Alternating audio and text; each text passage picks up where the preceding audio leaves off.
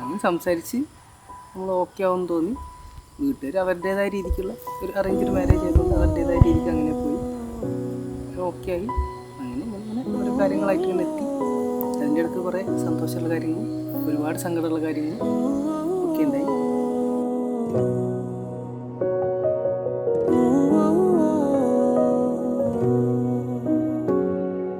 എൻ്റെ മനസ്സിലാക്കാൻ പറ്റിയൊരാളാണ്. നല്ല പേഴ്സണാലിറ്റി ഉണ്ട്. आंखें बंद करते ही जो चेहरा नजर आए वो तुम हो, तुम हो,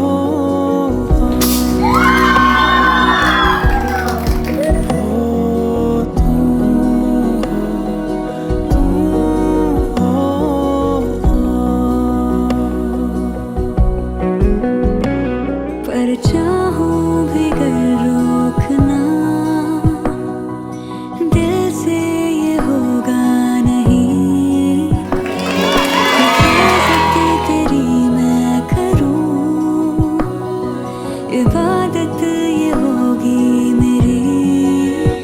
आंखें बंद करते ही जो चेहरा नजर आए वो तुम हो,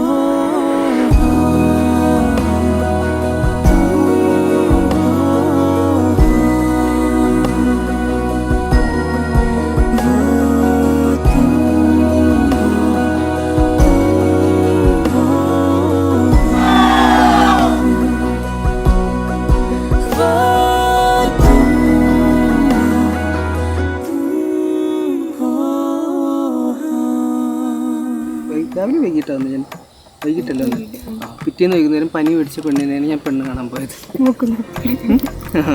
അപ്പോൾ സൗണ്ടും ഇല്ല, ജലദോഷമൊക്കെ പിടിച്ചിരിക്കുന്ന ആ പെണ്ണിനെയാണ് ഞാൻ പെണ്ണ് കാണാൻ പോയത്.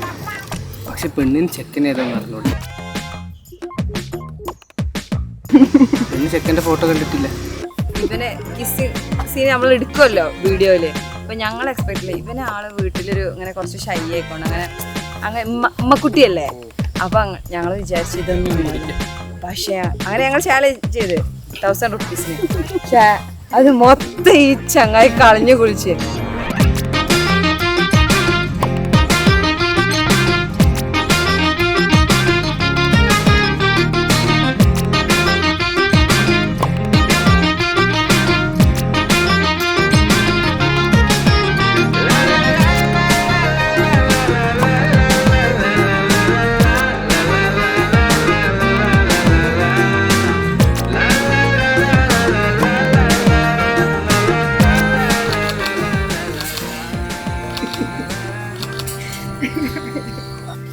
നമ്മളെ കല്യാണം അടിപൊളി.